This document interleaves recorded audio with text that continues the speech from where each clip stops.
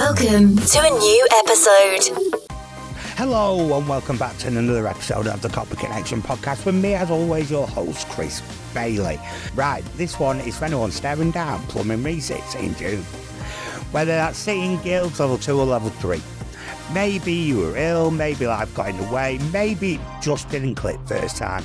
Whatever the reason, you've got another shot coming up. And this time, you want to walk out of that exam room feeling like you actually showed what you can do. Over the next few weeks, colleges up and down the country will be running written papers and practical resits. Some of you are balancing work, on-site, family stuff and revision all at once. It's easy to feel like you're already behind before you've even opened the paper. So think of this as your June reset. In this video, we're going to go through 6 topics that always appear on level 2 and level 3 plumbing exams, where students lost marks last time and how you can avoid making the same mistake. And finally, what to do, what not to do in the last few days and nights before your resit. By the end, you'll have a clear picture of what to focus on between now and your next exam date, instead of just staring at a pile of notes and hoping it goes in. Okay, so without further ado, let's get into this week's episode. Okay, so let's start with what actually comes up every year without fail. Whether you're a level 2 or level 3, there are 6 topic areas that always feature. And if you're solid on these, you've covered the majority of the paper. Cold water systems, direct and indirect systems, storage systems, float operated valves, backflow prevention. At a level 2 level, you should be able to draw a basic direct cold water system, draw an indirect system, label key components like stop valves, service valves, storage systems, vent pipes, float operated valves, explain why each uses an indirect system, protection of drinking water, maintaining pressures, etc. At level 3, you also need to think about fluid categories and contamination risk, where backflow prevention devices are used and why, and how regulations influence system layout. If you can't sketch a simple layout from memory, that's a revision priority. Then number 2, we have hot water systems. This is a big one. At level 2, it focuses on open vented systems. Know the roles of the cold feed cistern, open vent pipe, cylinder, immersion heater. Be able to describe the basic operations and safety features. At level 3 level, you need to understand unvented hot water systems properly. Know the safety chain, so your pressure reducing valves, jet valves, expansion vessels, temperature and pressure relief valves, tundish and discharge pipework. Explain what happens if the system overheats or overpressurizes and why only G3 qualified people should work on them. If you're level 3 and can't sit and calmly talk through these safety devices in order, revise that tonight. Number 3, we have central heating. Exams love central heating.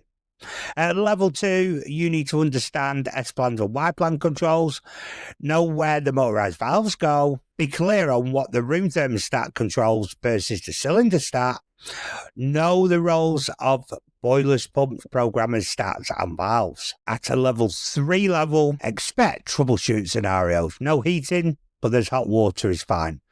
Upstairs radiators not heating, system pressures keep dropping.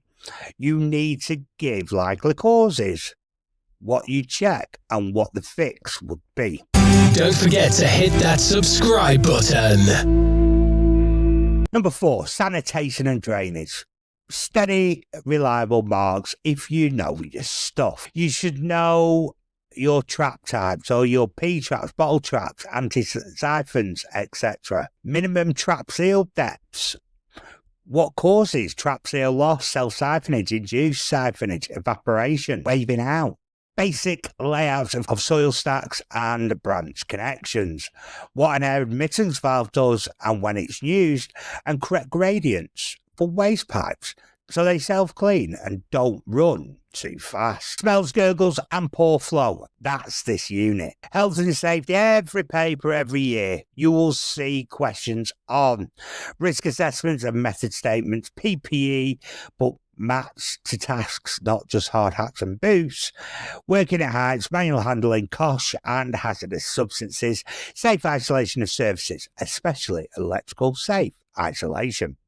A lot of students throw away marks here by writing vague one-word answers, wear PPE, instead of giving clear steps. And scientific principles, this is where people panic. But it's just applied plumbing science. At level 2, pressures and head of water, basic flow rates, temperature effects on pipes and fittings, expansion and contraction. At level 3 level, thermal expansion calculations, specific heat capacity and energy calculations, modes of heat transfer, so conduction, convection, radiation, and how they link to insulation and system performance. If you focus your revision on how the science affects real systems, it becomes much easier to remember. Okay, so let's have a look where people drop marks. Now, specifically for level 2 resits, here's where the marks are probably lost last time. Not knowing pipework materials and fittings. You must be clear on copper, plastic, low copper, steel pipework, where each is used, how each is jointed, and the pros and cons. If the question states 2 advantages of using plastic pipe in a domestic cold water system and you write it's cheaper, that's 1 mark at best. Add a second clearly different advantage. For example, it doesn't corrode in hard water areas. It's quicker to install using push-fit fittings, and it's lightweight and easier to handle. Always match the number of points to the numbers of marks available. Safe isolation. This comes up all the time. Be able to write out the safe isolation sequence, especially for electricity. Locate the correct point of isolation, identify the correct circuit, isolate and lock off where possible, prove the tester on a known source, test the circuit to confirm it's dead, and reprove the tester. Write it step by step. Turn off and check it isn't enough. Regulations and standards. You don't need paragraph numbers, but you need to know the purpose of the main regulations. For example, water supply, water fittings regulations, protecting drinking water and prevents contamination. Building regulations, part G for sanitation, hot water safety and water efficiency.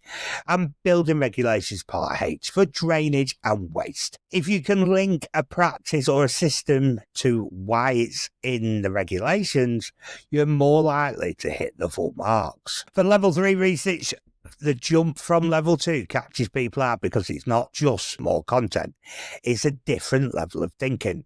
At level 2, the exam mainly wants you to identify. At level 3, it wants you to analyse, compare, diagnose and evaluate. If you're enjoying this podcast, please leave us a review. The 3 big areas level 3 students struggle: unvented hot water systems and G3. Know the safety devices in order. What does each one do?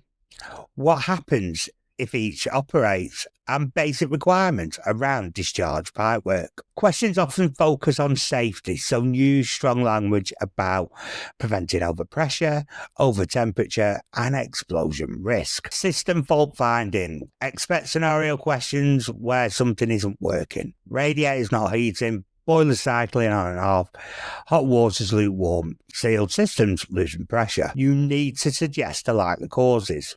Say what checks you do. Give a reasonable fix.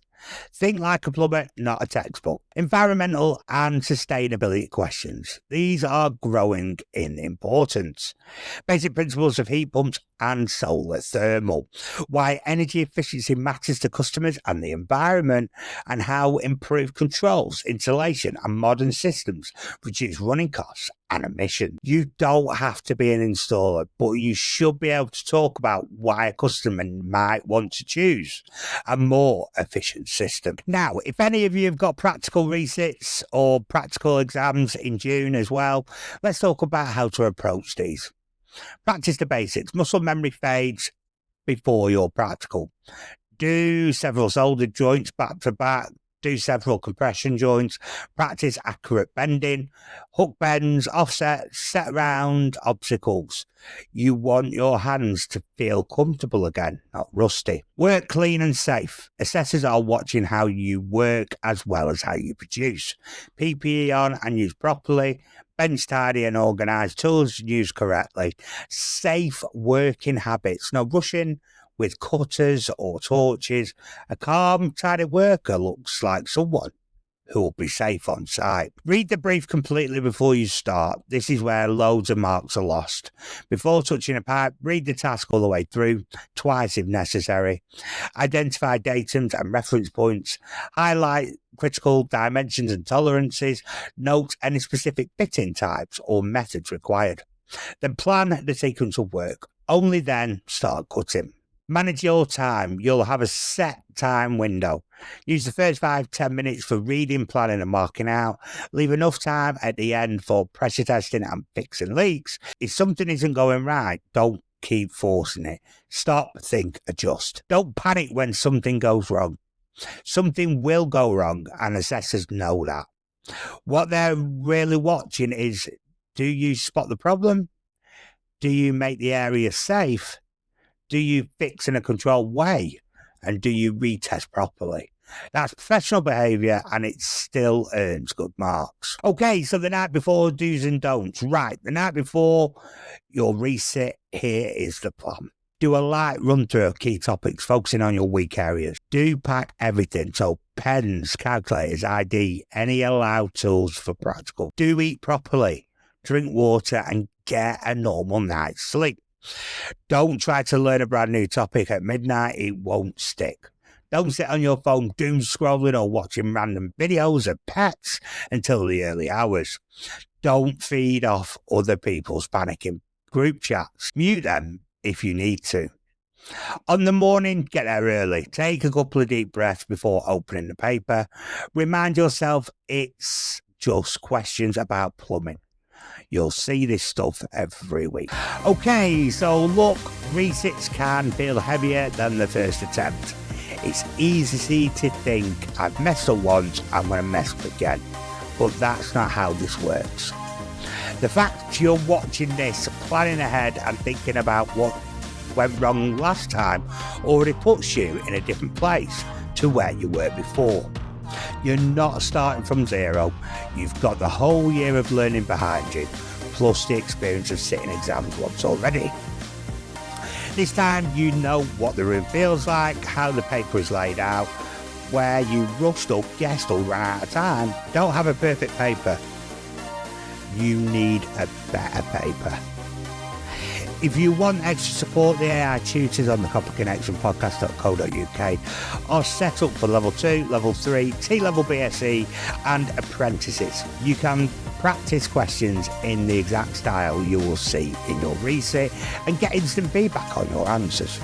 Most importantly, don't write yourself off.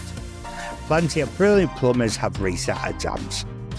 What matters is that you keep going, learn from it and show the examiner what you're really capable of this time. Go smash them June resits and when you're done, come back and tell me how it went.